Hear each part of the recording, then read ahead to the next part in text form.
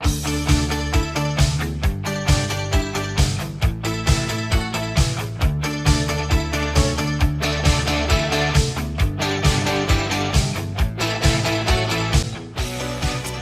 guys, this is lesson 8. By now you should have gone, I'm going to bring this over, and went through 4A video right here, and B. If you did these videos, then you'll be able to understand the tools and the speed that I'm going at with the Google SketchUp. If you did not follow A and B, I do need you to go and watch those videos. It covers a lot of useful information in here about Google SketchUp. It discusses the tools. It also will show you how to do such things as working with the pencil here, which is very important, and I need you guys to make sure that you cover that. So we're going to talk right now specifically about 8. So what I'm going to do is in 8 it asks you to make a rectangle which is 2 inches by 1 inch. Now the cool thing is with Google SketchUp is that you can actually be precise with your rectangles. You don't have to just kind of like hand sketch them with your rectangle tool. So I'm going to click here. I'm going to click here and I'm going to choose rectangle. And I'm going to point to my absolute 0 position, which connects the X and the Y and the Z. And I'm going to move up just a little bit on that Y axis to the point where I start seeing some kind of dimension happening over in my corner here. So I clicked and I moved up a little bit, and I've got like the dimensions over here where it has 0, and you're going to have to look into my right hand side of the screen because I can't point there right now with the mouse.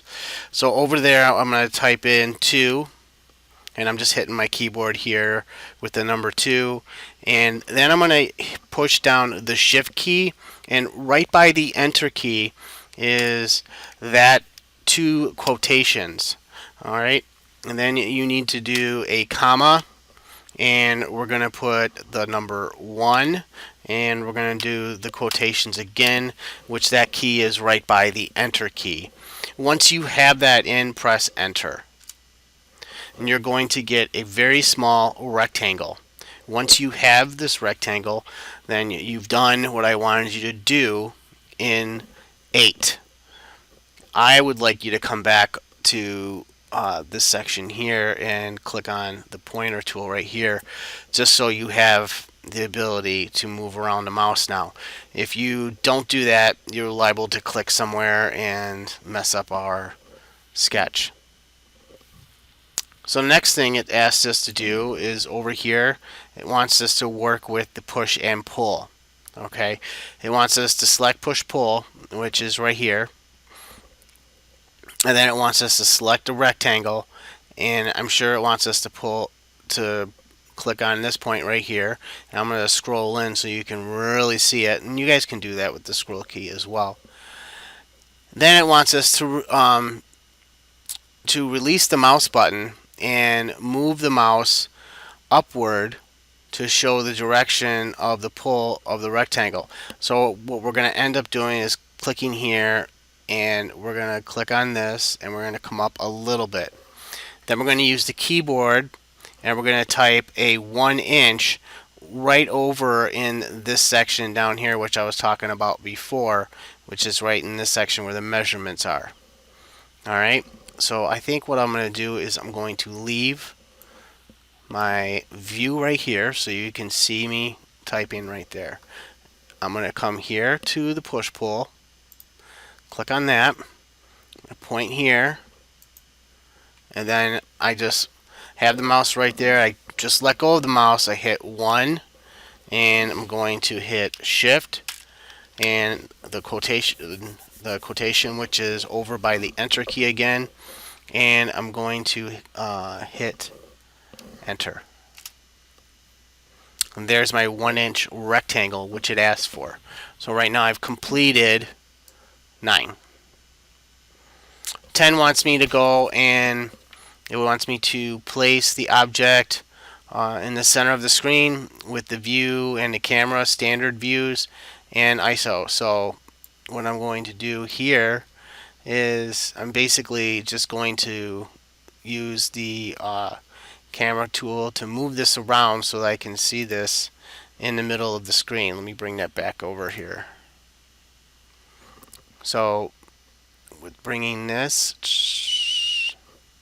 to here, we're going to go to view. Alright, and I'm going to try to work with you through this. It says view camera, standard views, and ISO. So view, and it wants me to have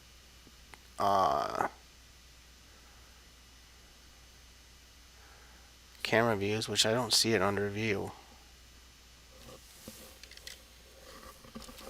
I bet they mean go to camera and choose standard view. Now they want me to choose ISO. And it allowed me to move it over into that section. And the ISO view is the view that we were talking about before when we were doing our stuff. Let me pull that back up so we can see what I'm discussing here. So now that I've done that, click on the select tool and select the shape, select a solid shape. So it wants me in create earlier, click and drag the mouse into the shape like it is right here. So it wants me to basically highlight the entire item. So here's my selection tool right here. And all I'm going to do is click on that and just do this. Okay, and let go. Once I've done that, it wants me to group it. So to group it, I need to right click on the object and then left click and make it a group. So right click and then I'm going to make it a group. And it will look like this. Notice how those little blue dots went off. Okay. And now what it wants me to do is it wants me to notice the volume, value of entity information in or on the right of the entity. So over here, you're going to see where it has solid group. And that's a solid group right there. So I'm going to pull this over, guys, so you can see it. See where it says solid group right there. And it says take a screen capture.